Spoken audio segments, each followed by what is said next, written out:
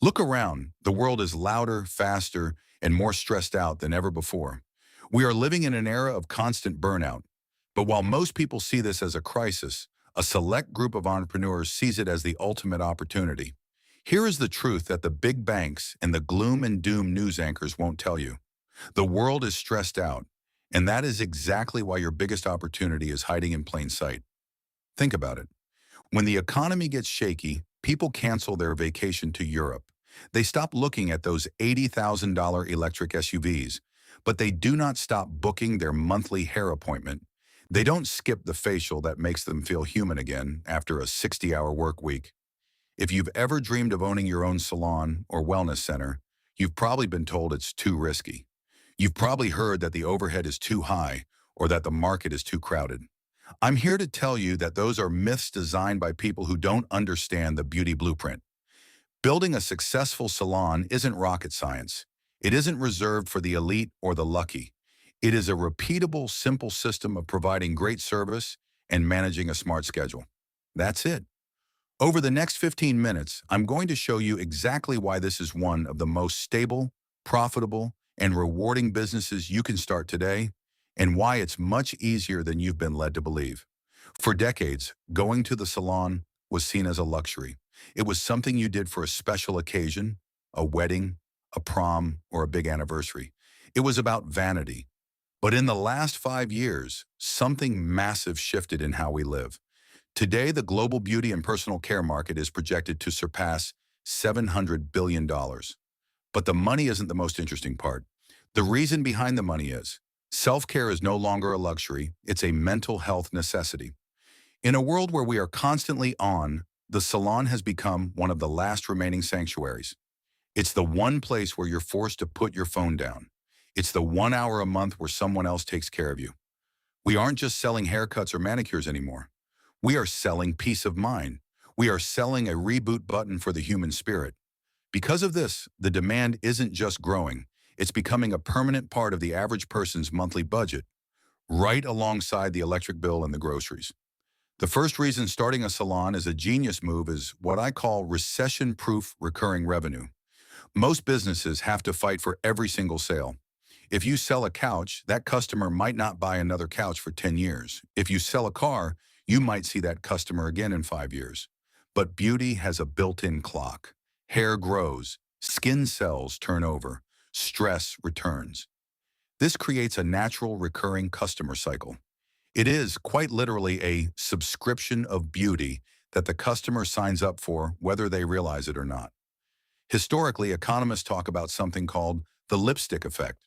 During economic downturns, consumers tend to forgo big-ticket luxury items, but they continue to spend on small luxuries that boost their morale.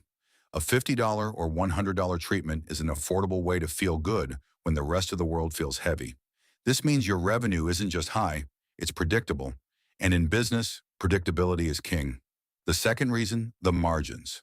In traditional retail, you have to buy a product, store it in a warehouse, and hope you sell it for more than you paid. You're constantly worried about inventory. In a salon, you aren't just selling a bottle of shampoo.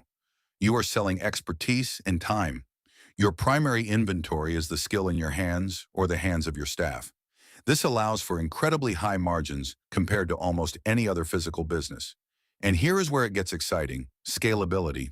You can start with a single chair or a single treatment room. Once that chair is full, you don't need to reinvent the wheel. You simply add another chair. You can grow into a full-service empire through different models. You can hire staff, or you can use the booth rental model, where other professionals pay you rent to use your space.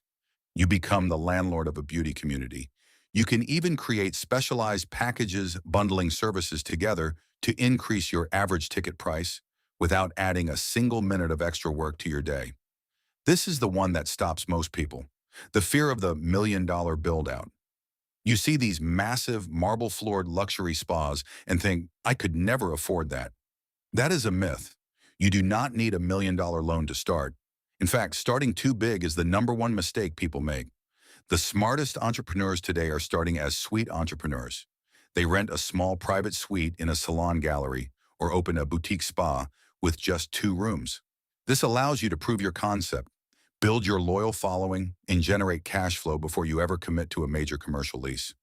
You can start small, look expensive, and grow fast. So how do you actually do it? If it's not rocket science, what is the blueprint? It comes down to a simple three-step system that anyone can follow. Step 1, the signature service.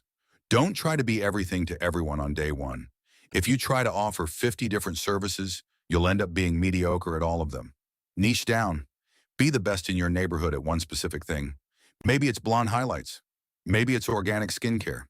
Maybe it's express massages for office workers. When you specialize, you become a destination rather than just another option. People travel for specialists and they pay a premium for them. Step 2, the digital doorway.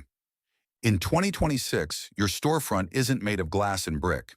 It's made of pixels. Your social media presence is your digital doorway.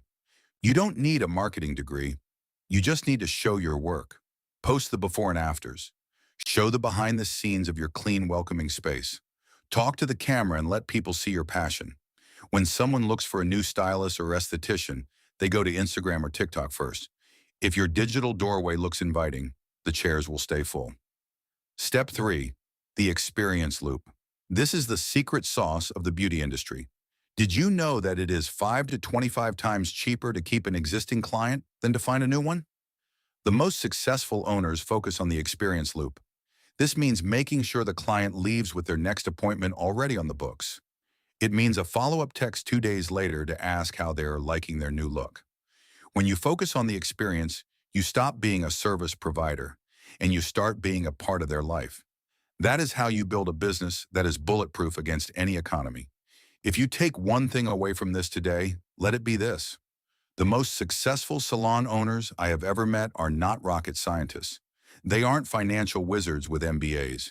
They are simply people who had the courage to show up and care for their community. They realize that in a world that feels increasingly cold and digital, there is a massive, untapped value in being the person who provides warmth, touch, and a little bit of confidence. You have the skill, you have the passion, and now you see the blueprint. The only thing standing between you and that open sign is the belief that it's harder than it actually is. It's not about having $1 million. It's about having a system. Stop waiting for the perfect time. The economy will always have its ups and downs, but the need for self-care is permanent.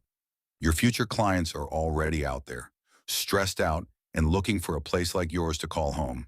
If you're ready to stop dreaming and start building, I want to help you take that first step. Comment the word beauty below, and I'll send you my startup equipment checklist to show you exactly what you need, and more importantly, what you don't need to get started. Subscribe to this channel to join our community of wellness entrepreneurs. We are building empires, one chair at a time. I'll see you in the next video.